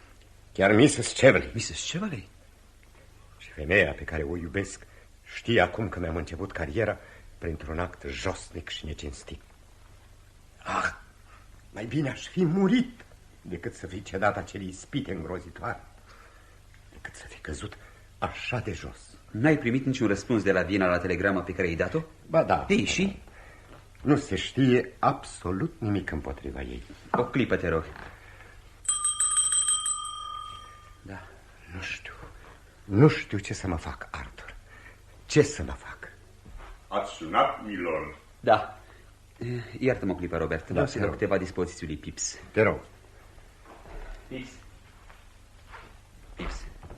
Când va veni doamna Ci, să-i spui că nu mă întorc acasă în noaptea asta. Spune că am fost chemat urgent afară din oraș. Ai înțeles? Dar doamna a venit, milord. Ce? Este alături, milord. Mi-ați spus să o introduc în salon. Așa? Foarte bine făcut. Du-te, Pips. Dar în ce încurcătură am intrat. Gertrude alături și Robert aici. Robert. Da? Ești cu trăsura dumitale? Nu, am venit de la club pe jos. Robert, ai să iei trăsura mea. Nu te superi dacă te rog să pleci. Nu, dă-mi voie să mai stau 5 minute. Bine, Robert, dar... N-am hotărât ce atitudine să iau astă seară la cameră. Dezbaterile asupra canalului argentinian încep la 11. Ce-a fost asta? Nimic. A căzut un scaun în camera de alături. Nu. E cineva acolo care ascultă? Nu e nimeni. Ba da, e cineva. Camera e luminată și ușa e întredeschisă. Îți repet că nu e nimeni în salon. Stai jos, Robert. Dă-mi cuvântul tău de onoare că nu e nimeni acolo. Da. Cuvântul de onoare? Da. Arthur, lasă-mă să văd. Nu. Arthur, nu-ți dai seama prin ce trec eu acum. Dacă nu e nimeni acolo, n-ai niciun motiv să mă împiedici. Vreau să mă conving. Vreau să văd. Pentru Dumnezeu nu intra. E o persoană acolo. E o persoană pe care nu trebuie să o vezi. Aha. Bănuiam eu. Te opresc să intri în camera aceea. La o parte. E viața mea în joc. Puțin îmi pasă cine e acolo. Robert. Voi ști cel puțin cine a aflat rușinea și secretul lui Robert. Doamne, e chiar soția lui.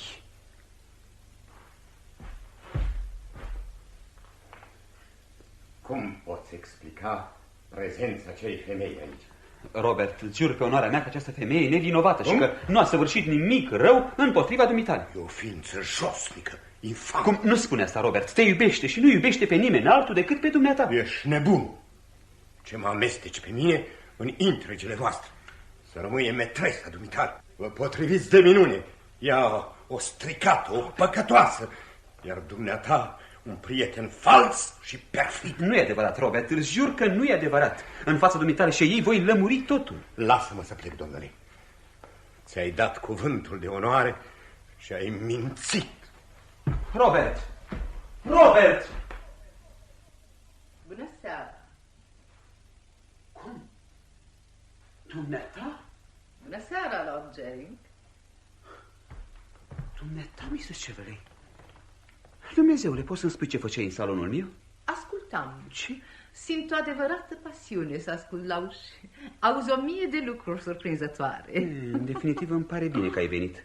Am să-ți dau câteva sfaturi care o să-ți priască. Nu, te rog, nu. Unei femei să nu-i dai niciodată nimic cu care să nu se poată împodobi seara. Văd că ești atât de ciudată, de capricioasă ca și în trecut. Nu, mult mai mult. Am mai câștigat.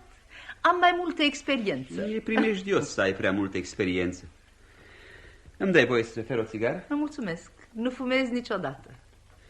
Ai venit să-mi vinzi scrisoarea lui Robert Chiltern, nu-i așa? Să ți ofer, punând anumite condiții. Dar cum ai ghicit numai decât? O ai la dumneata? Nu. Rochile din ziua de azi nu au buzunare. Cât ceri? Ce englez absurd ești. Englezii își închipuie că un carnet de cecuri rezolvă toate greutățile în viață. Dar, dragă Arthur, sunt mult mai bogată decât dumneata și chiar decât Robert Chiltern. Eu nu am nevoie de bani. Atunci ce vrei, Mrs. Cheveley? De ce nu-mi spui Laura ca altădată? Nu-mi place numele ăsta. Altădată îl găsea adorabil. Tocmai de asta. Ia loc aici, lângă mine. M-ai iubit odinioară, Arthur. Da. Și ai vrut să mă iei de soție. Era consecința naturală a dragostei mele. Pe vremea aceea eram săracă și dumneata erai bogat. Exact. Pentru motivul acesta te prefăceai că mă iubești. Arthur, te-am iubit. Scumpă Mrs. Cheveley, ai fost întotdeauna mult prea inteligentă ca să te lași robită de dragoste. Te iubeam și mă iubeai. Știi foarte bine că m-ai iubit. Și dragostea e tot ce e mai bun pe lume. Da, se poate. M-am săturat să trăiesc în străinătate. Doresc să mă întorc la Londra. Aș vrea să am o casă încântătoare, să primesc lume multă. Afară de asta, am ajuns în faza romantică. Așadar, în dimineața zilei când ai să te căsătorești cu mine, îți voi da scrisoarea lui Robert Chiltern. Asta e propunerea mea. Dacă mi-ai făgăduit că mă iei de soție, ți-aș da-o chiar acum. Chiar acum? Mâine. Vorbești serios? Foarte serios. Aș fi pentru dumneata un soț foarte rău. Asta mi-e indiferent. Am avut 2 și m-au amuzat enorm. Vrei să spui că dumneata te-ai amuzat pe seama lor? Ce știi dumneata despre viața mea conjugală? Nimic, dar pot să citesc în ea ca într-o carte. Într-o carte? Da, cartea celor mulți. Ești cam aspru.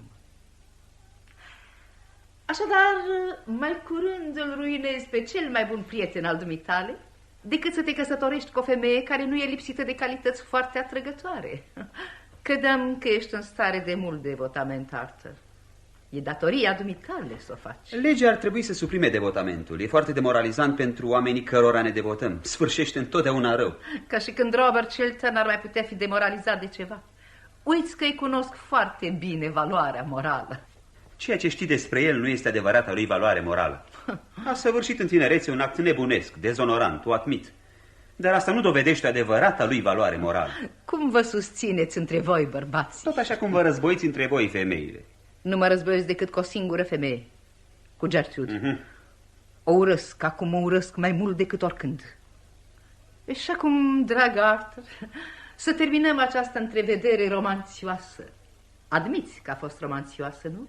Pentru plăcerea de a deveni soția dumitale, eram gata să jertfesc punctul culminant al carierii mele diplomatice. Refuzi. Foarte bine. Dacă Sir Robert nu susține proiectul meu argentinian, îl voi denunța. Voilà tu. Dar nu trebuie să faci asta, ar fi urât, josnic, oribil, infam. Fără vorbe mari, te rog. Nu au niciun rost. E o simplă tranzacție comercială și nimic mai mult. Sentimentele nu au niciun amestec aici. Nu mai am nimic de adăugat. Plec. Bună seara. Nu-mi dai mână? Dumitare, nu. Dumneata ai venit aici astă seară ca să vorbești de dragoste. Dumneata pentru care dragoste este o carte închisă, pecetluită. Dumneata care te-ai dus astăzi după amiază în casa celei mai nobile femei ca să-i umilești bărbatul în fața ei, ca să încerci să-i omori dragoste. Pentru asemenea faptă nu există iertare. Arthur, ești nedrept cu mine. Crede-mă, ești absolut nedrept. Nu m-am dus să o sfidez. Dar e adevărat, mă dusesem la ea și cu gândul să o amărăsc puțin. Dar mai ales cu intenția să o întreb dacă nu s-a găsit la ea o broșă cu diamante. O broșă în formă de șarpe cu diamante și rubin? Da, dar de unde știi? Fiindcă s-a găsit. Da? Da, chiar eu am găsit-o, dar la plecare am fost atât de zăpăcit încât am uitat să o anunț pe stăpâna casei. Asta e broșa, nu-i așa? Da, ce mulțumită sunt că am găsit-o. Era un cadou. Nu vrei să o pui? Ba da, dacă vrei să mi-o închizi. Cu plăcere. Da, de ce o pui ca brățară? Eu știam că se poartă ca broșă. Adevărat? Da, stă foarte bine și ca brățară, nu-i așa? Da, da. Mult mai bine ca atunci când am văzut-o ultima dată. Când ai văzut-o ultima dată? Da. Acum 10 ani la mâna verișoarei mele, Mary Berkshire, de la care ai furat-o. Ce vrei să spui? Vreau să spun că ai furat această bijuterie de la verișoara mea, căreia i-o dăruisem ca dar de nuntă. Bănuielile au căzut atunci pe un nenorocit de servitor care a fost dat afară. Aseară am recunoscut-o imediat, dar m-am hotărât să tac până voi găsi hoața. A mărturisit ea însăși. Nu e adevărat. Știi foarte bine că e adevărat, se citește pe fața dumitale. Voi nega totul de la început până la sfârșit. Voi afirma că n-am văzut niciodată această bijuterie? Nu încerca să o desfaci în zadar. Inconvenientul ce se ivește când comiți un furt e că nu știi niciodată minunățiile ascunse în obiectul furat. Nu poți să scoți această brățară dacă nu știi cum se deschide. Și văd că nu știi. E foarte greu de găsit. Brută, lașule. Te rog, fără vorbe mari. N-au niciun rost. Dar trebuie să o desfac. N-ai să reușești. Și acum ce ai de gând să faci? Am să sun să vină servitorul. Ce? Ai un servitor admirabil, vine imediat ce-l suni. Da, și am să-l trimit să cheme poliția. Poliția? Pentru ce? Vei fi urmărită pentru furt. Iată la ce servește poliția. Nu, să nu faci asta. Fac tot ce vrei. Tot ceea ce-mi ceri. Dăm scrisoarea lui Robert Chiltern. O clipă, te rog. Lasă-mi timp să mă gândesc. Dăm scrisoarea lui Robert Chiltern. Nu am la mine, am să ți-o dau mâine. De ce minți? Dă-mi numai decât. Iată. Asta e? Da. Așa, în 2, în 4, în 8 și acum pe foc. Așa. Pentru o femeie elegantă ca dumneata ai momente de admirabil bun simț. Te felicit. Ajută-mi, te rog, să-mi pun mantoul. Cu plăcere, cu plăcere. Mulțumesc. Nu o să mai încerc nimic împotriva lui Robert Chiltern. Din fericire nu mai ai niciun mijloc. Și chiar dacă aș avea norocul să găsesc vreunul, nu o să mă servesc de el. Dimpotrivă, chiar cred că am să-i fac un mare serviciu. Sunt încântat că mi-o spui. Asta e o adevărată pocăiță. Da, dar nu mă pot împăca cu ideea că un gentleman englez așa de drept, așa de cinstit, cum e prietenul dumitale Robert Chiltern, să fie atât de rușinos înșelat. Și? Bag de seamă că declarațiile înflăcărate de dragoste ale muribundei Gertrude s-au rătăcit, nu știu cum, în buzunarul meu. Ce vrei să spui? Vreau să spun că o să trimit lui Robert Chiltern scrisoarea de dragoste pe care soția lui ți-a scris-o astă seară. Scrisoarea de dragoste? Exact. Am nevoie de dumneata, am încredere în dumneata, vin la dumneata, Gertrude. Ai scrisoare? Dă-mi înapoi scrisoare, altfel ți-o iau cu forța. N-ai să ieși de aici până nu mi-o dai. E dincolo, în poșetă. Dar nu e nicio poșetă acolo. Ei, unde ești? Mr. Chevrolet. Pips! Da, milord. Pips, unde e doamna care a fost acum aici? A ieșit chiar acum, milord. Era grăbită și mi-a zâmbit, milord.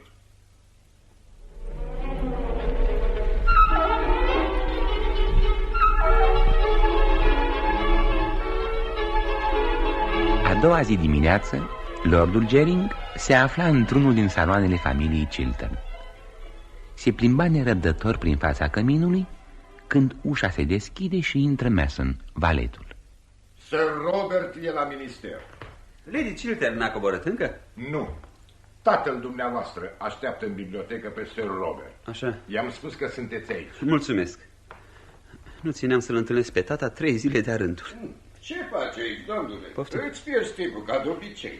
Dragă tată, când faci o vizită, e ca să-și pierdă timpul. Ceilalți. Te-ai gândit la ce-am vorbit ieri seară? Nici nu puteam să mă gândesc la altceva. Și te-ai hotărât să te însori? Nu încă, dar sper că am să mă hotărăsc înainte de dejun. Nu știu niciodată dacă vorbești serios sau nu. Nici eu, tată. Cred că ai citit ziarul Times de azi dimineață. Nu citesc decât Morning Post. Cum vrei să spui că n-ai citit articolul de fond în care se vorbește despre Robert Chiltern? Dumnezeule, nu. Ce scrie? Ei, ce poate să scrie? Firește că nu mai laude. Discursul pe care l-a rostit Chiltern aseară despre proiectul canalului argentinian a fost cel mai frumos discurs din câte s-a auzit vreodată în cameră. Și-a sprijinit proiectul? Nu, domnule, ci l-a combătut de un răsputeri. Și proiectul și întregul sistem financiar modern. Discursul ăsta este punctul culminant al carierei lui. Ar trebui să citești articolul, domnule. Okay. Sir Robert Chiltern, unul din marii noștri oameni de stat, orator strălucit, carieră fără pată, un caracter integru recunoscut, reprezintă tot ce este mai bun în viața politică engleză. Niciodată nu are să se spună despre dumneata așa ceva, domnule. Nădăjduie sincer că nu, tată. Totuși sunt încântat de cele ce aflu despre Robert. A dat dovadă de hotărâre. De ce nu încerci să faci ceva folositor în viață? Sunt încă prea tânăr. Pretinzi mereu că ești tânăr. De ce nu cer mâna aceste încântătoare Miss Mabel Chiltern? Dimineața nu sunt niciodată bine dispus. Da? De altfel nici nu cred că ai avea vreo șansă. Oh, ce mai faci, Lord Caversham? Sper că Lady Caversham e bine. Da, ca de obicei, ca de obicei. Bună dimineața, Miss Mabel. Aici erai? Fiindcă nu te-ai ținut de cuvânt și n-ai venit la întâlnire, n-am să-ți mai vorbesc niciodată. O, te rog, nu spune asta. E singura persoană din Londra cu care îmi place să stau de vorbă. Lord Gering, nu cred niciodată nimic din cele ce ne spunem unul altul. Și ai perfectă dreptate, draga mea. Cel puțin în ceea ce privește pe el. Crezi că ai putea să o tărăși pe fiul dumitale să se poarte din când în când ceva mai bine? Îmi pare foarte rău, Miss Chiltern, dar nu mai am nicio influență asupra lui. E un om fără inimă, da, fără inimă. Și acum, draga mea, trebuie să plec. Sper că nu mă las singură cu Lord Gering. Totuși nu pot să-l iau cu mine la minister. Nu e ziua când primul ministru primește pe toți pierd de vară. Tată. La revedere, Miss Mabel. La revedere. N-ai inimă, domnule, n-ai inimă, asta este. Oamenii care nu vin la întâlnire sunt nesuferiți. Într-adevăr, sunt nesuferiți. Îmi pare bine că o recunoști, dar aș dori să nu te arăți așa de încântat. Nu mă pot stăpâni. Sunt întotdeauna încântat când sunt cu dumneata. Deși datoria mea ar fi să țin de urât, mi-e teamă că am să te las singur. Nu te rog să nu faci asta. Am să spun ceva foarte interesant. Mă ceri în căsătorie. Ei da, asta e. Sunt silit să o mărturisesc. Asta am vrut să spun. Sunt foarte mulțumită. Asta e a doua cerere pe ziua de azi. A doua? Dar cine a fost măgarul care a îndrăznit să te ceară înaintea mea? Tony Trefort, ca de obicei. Sper că n-ai primit. În general îl resping întotdeauna. Dar astăzi, cum ai lipsit de la întâlnire, era cât paci să-i spun da. Ar fi fost o bună lecție pentru el și pentru dumneata. Asta v-ar fi învățat pe amândoi cum să vă purtați. Dar dă-l naibii pe Tommy. Eu te iubesc. Știu. Și cred că ai fi putut să mi-o spui mai devreme. Sunt sigură că ți-am dat destule prilejuri. Mabel, ți-am spus că te iubesc. Poți să mă iubești și tu puțin? Prostule, dacă ai ști ceva pe care nu-l știi, ai ști că te ador. Mabel. Toată lumea din Londra o știe afară de tine. E un scandal public cât de mult te ador. De 6 luni spun în toate părțile că te ador. Mi-am pierdut reputația, dar mă simt așa de fericită, încât nu-mi pasă de nimic. Draga mea. Știi că mi-era grozav de teamă că ai să mă refuzi. Sunt așa de fericită, dragul meu. Trebuie să-ți fac o mărturisire. Știi că am trecut de mult de 30 de ani. Dragul meu, par mai tânăr cu vreo câteva săptămâni. Da? Și să fiu cinstit, trebuie să-ți mai spun că am o fire grozav de extravagantă. O știu și pe asta, așa că suntem făcuți să ne înțelegem. Și acum trebuie să mă duc să o văd pe Gertrude. Trebuie neapărat? Da. Atunci spune că vreau să o văd numai decât în particular. Am așteptat toată dimineața aici ca să o văd pe ea sau pe Robert. Vrei să spui că nu ai venit special ca să-mi cer mâna? Nu, a fost o izbucnire genială. Prima? Ultima. Îmi pare bine că mi-o spui.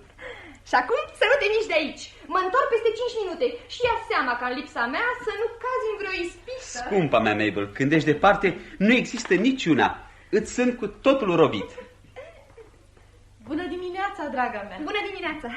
Ce frumoasă ești azi. Și dumneata, Gertrude, ești cam palidă, dar stă bine. Bună dimineața, Lord Gering. Bună dimineața, Lady Chiltern. Lord Gering, mă găsești în seră lângă al doilea palmier în stânga. Al doilea stânga? Exact. Lady Chiltern, am o mulțime de vești bune să spun. Mrs. Cheveley mi-a înapoiat aseară scrisoarea lui Robert pe care am ars-o. Acum în afară de orice pericol. Niciun pericol. Oh, sunt așa de fericită. Ce prieten bun ești. Uite pe Robert, coboară scara. Eu mă duc în seră. E mai bine să nu fiu aici.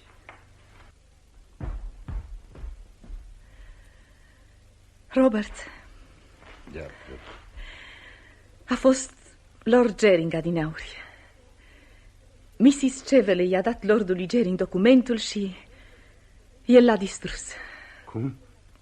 Robert, nu te mai așteaptă nicio pedeapsă, nicio rușine. Ești sigură, Gertrude? Da, mi-a spus-o chiar adineauri. Și tu, Gertrude, mai ai încredere în mine? Da, Robert, fiindcă te iubesc. Gertrude. Atunci sunt salvat. Am trăit 2 zile de groază. Sunt salvat. Acum înțeleg de aceea a primit-o aseară pe Mrs. Cheveley. Spune-mi, cum a distrus Arthur scrisoarea? A ars-o. Aș fi vrut să văd cum se preface în cenușă acest singur păcat al tinereții mele. Dar Arthur e tot aici? Da, e în seră. Ce fericit sunt că am rostit la cameră discursul acela seară. L-am rostit cu convingerea că rezultatul va fi demascarea mea publică. Dar n-a fost așa. Rezultatul a fost un omagiu public. Așa cred.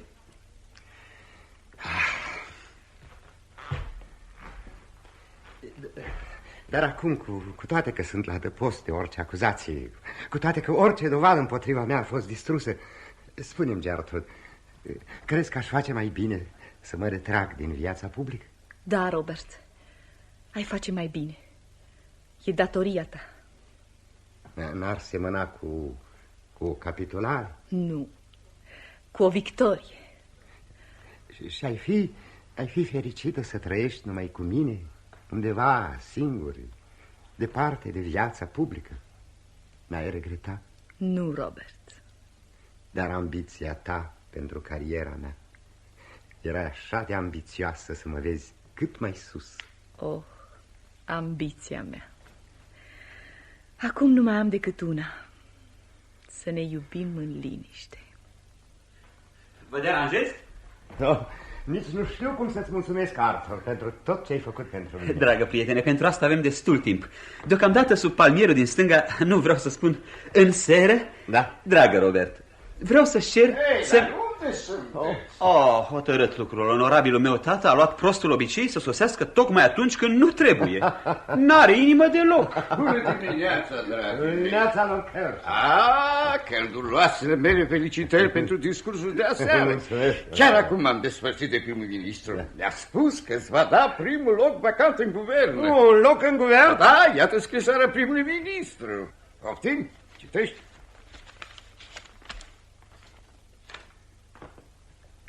Viitor ministru. Da, și o meriți. Ai tot ce-ți trebuie pentru viața noastră politică. O mare reputație, o înaltă valoare morală, principii solide. Nu pot să primesc această propunere. Ce? Sunt hotărât să refuz. Să refuzi? Da. Am intenția să mă retrag din viața publică cât mai curând. Lady Chilton, ești o femeie înțeleaptă. Fii bună, te rog, și împiedică pe bărbatul dumitale să facă o asemenea prostie. Pardon, să spui o asemenea... Nu mai râde așa ironic, domnule. Sunt cu totul de părerea bărbatului meu. Îl aprob. Îl aprobi? Dumnezeule mare! Mai mult îl admir pentru această hotărâre. S-a ridicat mai sus decât credeam. Robert, ar fi bine să scrii imediat primului ministru. Da, să mergem în biroul meu. Cred că e bine să-i scriu numai decât... Să mergem, dragul meu. Vă rog să ne iertați o clipă. Vă rog. De ce s-a întâmplat în familia asta? E ceea ce numim astăzi o înaltă valoare morală. Atâta tot. Acum 50 de ani numeam asta idioței. Nu mai stau un minut în casa Nu, asta. dragă tată. Vină cu mine să ne plimbăm amândoi în seră pe lângă al doilea palmier din stânga. Vrei să spui ceva, domnule? Da, dar numai în seră. Mai e cineva acolo. Cineva care aș vrea să-i spui 2 cuvinte. Despre ce? Despre mine. Iată pe Lady Chilton. Te rog, du-te, tată, sub palmier și spune că viu și eu imediat. Bine, domnule, mă duc. Lady Chilton. Da. De ce vrei să înlocuiești pe Mrs. Cheveley? Nu te înțeleg. Mrs. Cheveley a încercat să-l ruineze pe bărbatul dumitale, scoțându-l din viața publică. De ce vrei să-i faci răul pe care Mrs. Cheveley a încercat, dar n-ai izbutit să-l facă? Lord Jerry... Dă-mi voie, Lady Chilton. Îl iubești pe Robert. De ce vrei să omori dragostea lui pentru dumneata? Ce viață are să ducă el de acum încolo dacă îi răpești fructul ambiției sale? Dacă iei putința unei splendide cariere politice? De ce să-l condamn pentru o greșeală săvârșită în tinerețe înainte de a te fi cunoscut? Înainte de a se fi cunoscut pe el însuși? Dar chiar bărbatul meu dorește să se retragă din viața publică. Simte că e o datorie a lui. El mi-a vorbit cel dintâi de asta. Ca să nu piardă dragostea dumitale, Robert ar fi în stare să sacrifice orice. Ascultăm sfaturile, Lady Chilton, și nu primi un sacrificiu atât de mare. Și apoi Robert a fost destul de pedepsit. Iată scrisoarea. Vrei să-ți o citesc? Nu, dă-mi eu.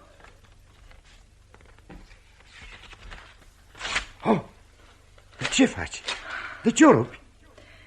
Nu vreau să-ți strici viața făcând pentru mine un sacrificiu atât de mare.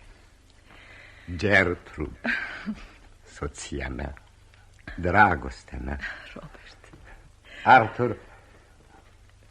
Arthur îți rămân pentru totdeauna îndatorat. Nu, Robert, nu mie, ci soției dumitale. Nu, îți datorezi mult. De altfel, Gertrude mi-a povestit tot. Știu tot.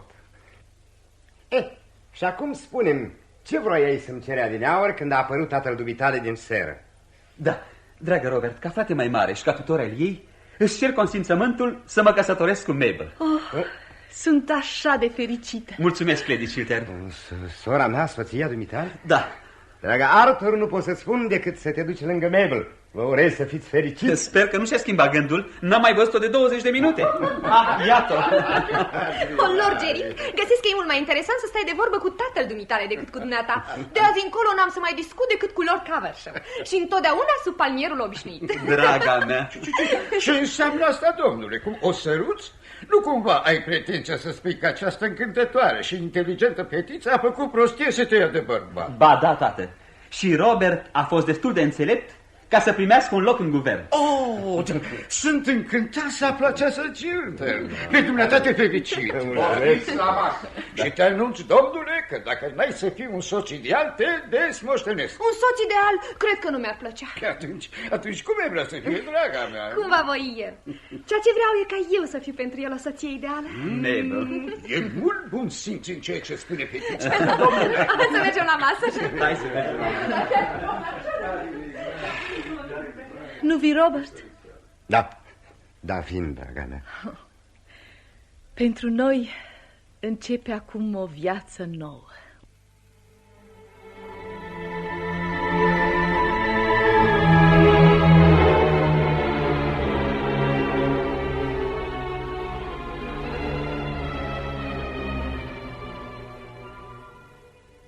Ați ascultat Soțul ideal, adaptare radiofonică după piesa cu același titlu de Oscar Wilde.